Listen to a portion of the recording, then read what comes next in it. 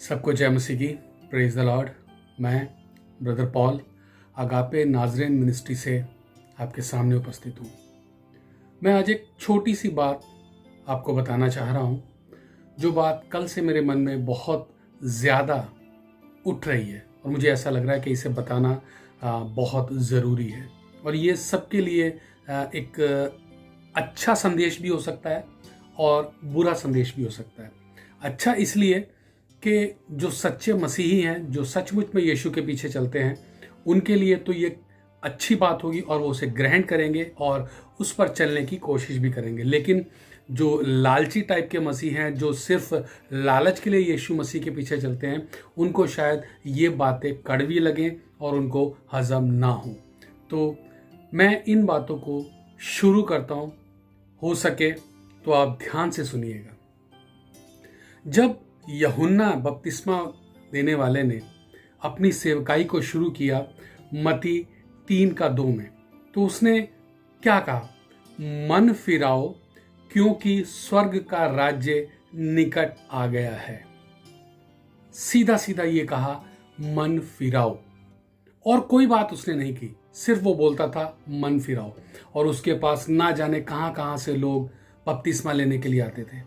सदूकी फरीसी भी उसके पास आते थे और जब वो उनको देखता था तो वो डांट के बोलता था, हे सांप के बच्चों, तुम्हें किसने जता दिया कि तुम आने वाले संकट से भागो। तो वो सदूकियों को, फरीसियों को, शास्त्रियों को, जो कि उस वक्त के बहुत विद्वान लोग थे, उनको इतना कड़वा वचन बोलता था। क्यों बोलता था? क्योंकि वो अपना मन फिराए हुए नहीं थे। वो पवित्र शास्त्र को तो अच्छे से जानते थे, क्योंकि वो पवित्र शास्त्र बचपन से पढ़ते आए थे, लेकिन उनके मन के अंदर कपट, छल, घृणा, बैर भाव कूट कूट कर भरा हुआ था। इसीलिए वो कड़वे वचन से शुरुआत करता था। और अगर हम देखें, यीशु मसीह ने जब अपनी सेवकाई शुरू की, उन्होंने जब बपतिस्मा लिया, उसके बाद उन्होंने मत्ती 4:13 में क्या बोला? मन फिराओ क्योंकि स्वर्ग का राज्य निकट आ गया है। हालेलुया। यीशु मसीह ने भी इसी कड़वे वचन से अपनी सेवकाई को शुरू किया। लेकिन आज हम देखते हैं, इन दोनों कड़वे वचनों को ना तो कोई प्रचारक इस्तेमाल करता है, ना कोई बपतिस्मा देने वाला इस्तेमाल करता है, ना कोई भविष्यवक्ता इस्तेमाल करता है, ना कोई रेवरेंड इस्तेमाल करता है, ना कोई बिशप इस्तेमाल करता है। कोई इन वचनों को नहीं इस्तेमाल करता। आज क्या इस्तेमाल होता है? आप चंगाई ले लीजिए, चंगाई हम आपको दे रहे हैं, चंगाई सभा में आ जाइए, फेसबुक लाइव पे जुड़ जाइए, चंगाई ले लीजिए, आपके जो बिगड़े हुए काम हैं वो बन जाएंगे, उनको ले लीजिए। और एक बहुत ही वायरल हो रहा है आजकल एक मैसेज, जिसमें कि कहा जा रहा है यीशु मसीह डॉक्टर। ये अच्छी बात है।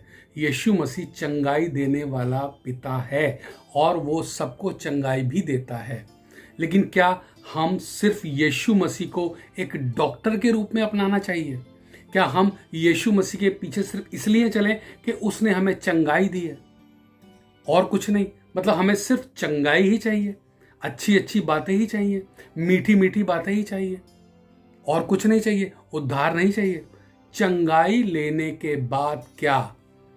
आज तक कोई इस बात पे बात नहीं करता है। इस टॉपिक को कोई छेड़ता ही नहीं है। क्यों? क्योंकि उनको पता है कि हम जब इस कड़वे वचनों को बताएंगे तो कलीसिया के लोग भाग जाएंगे, कलीसिया के लोग दूर हो जाएंगे। इसलिए वो लुभावनी, मन भावनी, मीठी मीठी बातें करते हैं, जिससे कि कलीसिया के लोग उनके साथ जुड़े रहें, फेसबुक पर जुड़े रहें, व्हाट्सएप पर जुड़े रहें, इंस्टाग्राम पर जुड़े रहें। बहुत से सोशल मीडिया है जिनसे वो उनको जोड़े रखना चाहते हैं, लेकिन सच्चाई कोई बताना नहीं चाहता। बाइबल बताती है, बाइबल साफ साफ कहती है कि विश्वास कर्म के बिना अधूरा है। हालेलुया। इसको मैं आपको एक उदाहरण देकर समझाता हूं। सपोज कीजिए कोई व्यक्ति बीमार हो जाता है और बीमार होने के पास वो डॉक्टर के पास जाता है और डॉक्टर उसको बोलता है, भाई साहब आपको 4 दिन खिचड़ी खानी पड़ेगी। ये दवाई लीजिए, खिचड़ी खाइए और आप ठीक हो जाएंगे। वो व्यक्ति दवाई लेता है, घर आता है, दवाई खाता है, दारू पीना चालू कर देता है, चिकन खाना चालू कर देता है, मटन खाना चालू कर देता है, खिचड़ी नहीं खाता, रोटी नहीं खाता। तो उसको जहाँ 4 दिन में ठीक होना होता है उसको लग जाते हैं 15 दिन, 20 दिन, 25 दिन, और फिर वो डॉक्टर बदलना चालू कर देता है कि ये डॉक्टर अच्छा नहीं है, चलो दूसरे डॉक्टर के पास चले। दूसरे से उसको आराम नहीं मिलता तो तीसरे के पास जाता है। तो होता क्या है, वो जो डॉक्टर ने दवाई दी, दवाई पे तो उसको विश्वास है, लेकिन उसके साथ जो उसने सावधानियां बरतने के लिए कहा उनको वो निग्लेक्ट कर देता है और वो चंगा जल्दी से नहीं हो पाता। आजकल भी सिर्फ यही हो रहा है। आज कोरोना वायरस के चक्कर में सारे मसीही प्रार्थना कर रहे हैं, ये एक बहुत अच्छी बात है, प्रार्थना करनी भी चाहिए, ज्यादा कर रहे हैं, ये भी और अच्छी बात है। लेकिन उन प्रार्थनाओं का मकसद सिर्फ और सिर्फ एक ही नजर आ रहा है, मैं आपको आशीष देता हूं, मैं आपको बरकत देता हूं, मैं आपके घर में राशन हो ऐसी आशीष देता हूं, मैं आपके दुख दूर हो ऐसी आशीष देता हूं, मैं आपको वीज़ा लग जाए ऐसी आशीष देता हूं, आपके घर में सारे चंगे हो जाए ऐसी आशीष देता हूं, आप मेरे साथ जुड़ जाइए। इस टाइप के प्रचार बहुत ज़्यादा फेसबुक पे हो रहे हैं, बहुत ज़्यादा यूट्यूब पे हो रहे हैं। कहीं भी ये नहीं कोई कह रहा कि अपने पापों से मन फिराओ, परमेश्वर के स्वर्ग का राज्य निकट आ गया है। हालेलुया। कोई नहीं कह रहा स्वर्ग का राज्य निकट आ गया है। सिर्फ क्या हो रहा है, यीशु मसीह डॉक्टर है, यीशु मसीह चंगा करता है, यीशु मसीह अच्छा करता है, यीशु मसीह आपको पैसे दे देगा, यीशु मसीह आपका सारा काम कर देगा, यीशु मसीह आपका बैंक बैलेंस बढ़ा देगा, यीशु मसीह के नाम से आपको कोई घटी नहीं होगी। अरे ये सारी बातें तो होनी ही होनी है, लेकिन किनके साथ होनी है? उनके साथ होनी है जो अपने पापों को मानकर यीशु के पीछे चलेंगे। ये नहीं कि किसी पास्टर ने कहा कि मैं हाथ रख के कैमरे के ऊपर तुम्हें आशीष दे रहा हूँ, आशीष ग्रहण करो, तुम्हारे घर में बरकत आ जाएगी। कैसे आ जाएगी भाई साहब, मुझे भी बता दो। इस हाथ के अंदर से कहाँ कोई जादू निकल रहा है? कोई जादू है इस हाथ के अंदर? कोई जादू नहीं है। हर इंसान के पास बरकत उसको अपने पापों का अंगीकार करने के बाद मिलती है। इस हाथ से कुछ नहीं निकलता है, इस हाथ में कोई जादू नहीं है। जैसा कि बहुत से लालची मसीह इकट्ठे हुए पड़े हैं, भीड़ की भीड़ इकट्ठी हुई पड़ी है। पहले कलीसियाओं में भीड़ उमड़ रही थी, आज फेसबुक पे भीड़ उमड़ रही है। किस लिए? लालच के लिए। कोई उद्धारकर्ता मानने के लिए तैयार नहीं है, क्योंकि कोरोना फैला हुआ है, इसलिए सब बीमार हैं, सबको लॉकडाउन है, पैसे की ज़रूरत है और राशन की ज़रूरत है, इसलिए हर व्यक्ति प्रचारक बना हुआ है, हर व्यक्ति वचन का प्रचार कर रहा है। उसको ये नहीं पता कि सबसे पहले न्याय प्रचारकों का ही होगा। हालेलुया।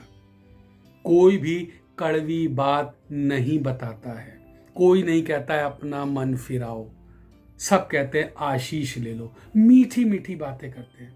और बाइबल बोलती है कि जो किसी के लिए मीठी बातें बोलता है वो उसके पैरों के लिए फंदा लगाता है। हालेलुया। साफ साफ लिखा है बाइबल के अंदर।